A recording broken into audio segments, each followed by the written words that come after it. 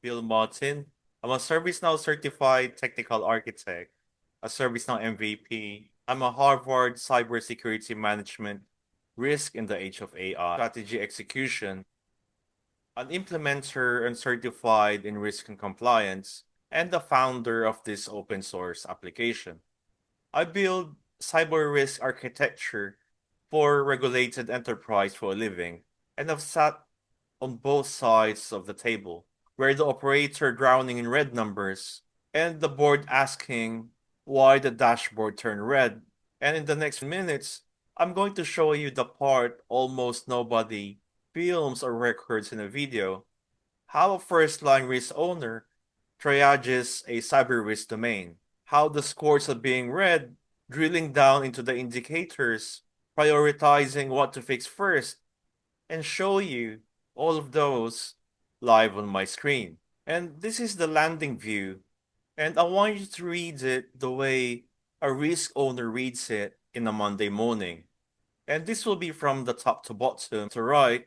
And starting from top left is the overall cyber risk score, 59 out of 100, and which is rated as high. And I don't want you to move past a number too fast. 59 is not a crisis, but it's not uncomfortable either. And living in that state of tension is the whole job of the first line of defense. And you will see right across that you will have 27 total risk, where open issues are still in the flight and 3 are overdue, and those 3 will matter in a minute. And this last one, which is 48%, which is the control attest, and under half of the controls being shown here are actually proven.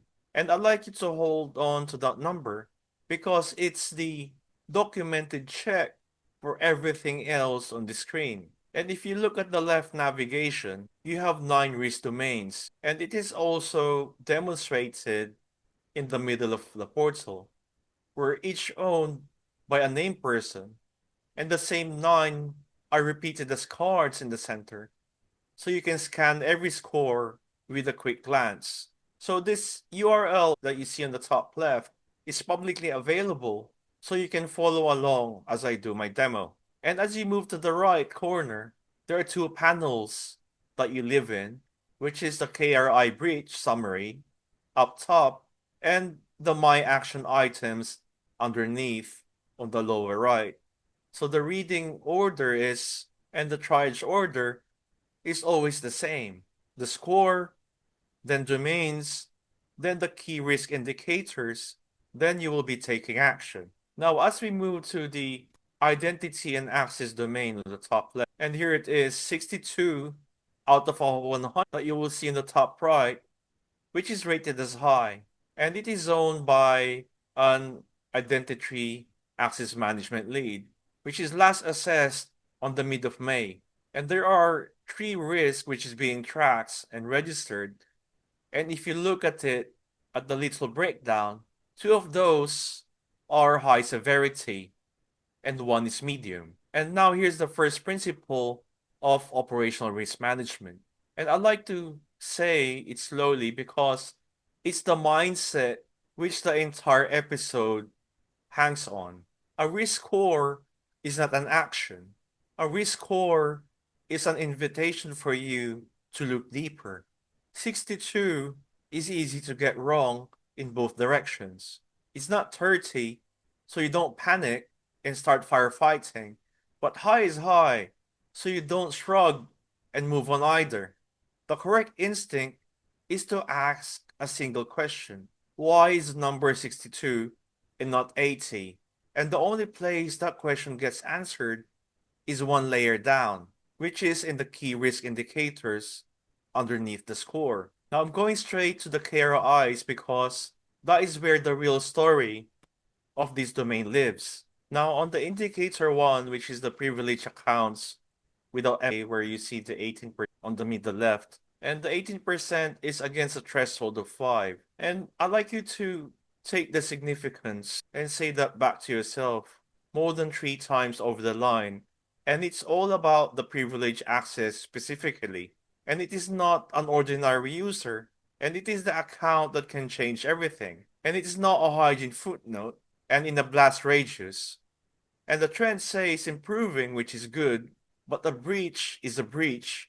And this is the single most valuable MFA gap to close in the estate. And as you move to the middle, the dormant accounts, which is greater than 90 days, which is the indicator 2, the dormant accounts over 90 days, 47 against a target of 20.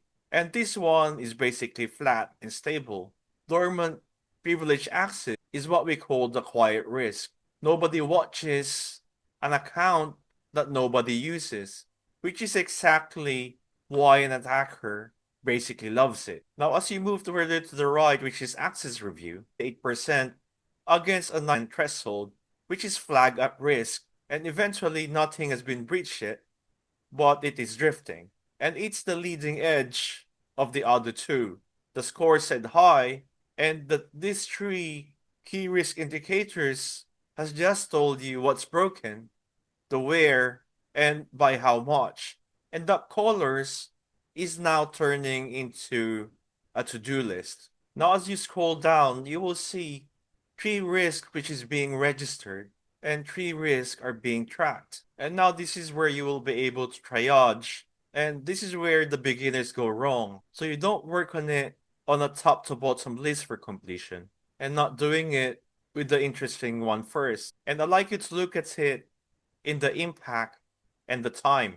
And I'd like you to look at the top risk, which is the excessive privilege access, which has an inherent risk of 85, which is critical, residual, which is 62, that is high after controls, and a 27% reduction after or over 240 accounts hold admin rights with no document. And as you drill down to this row, and you will see that it is mapped under the references of NIST, ISO, and that is your prove it trail.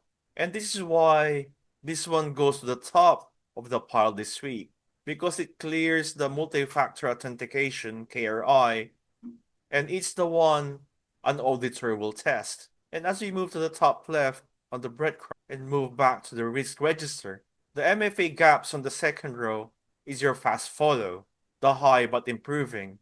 And anything overdue jumps the queue by definition.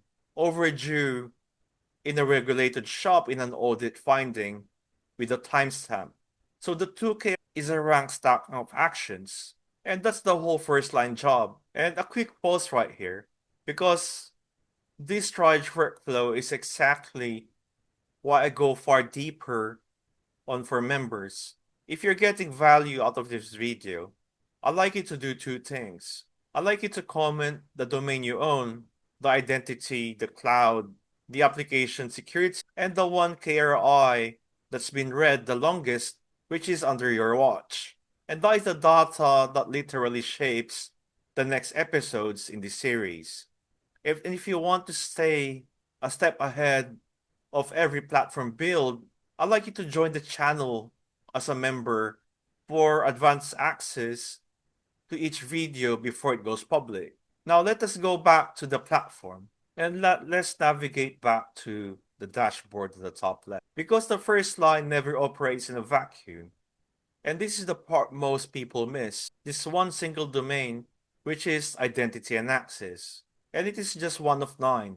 Everything you have just triaged rolls straight up into the enterprise picture at the top of the screen. Remember the number I mentioned to hold on to, which is 48% control attestation. And here is the connection.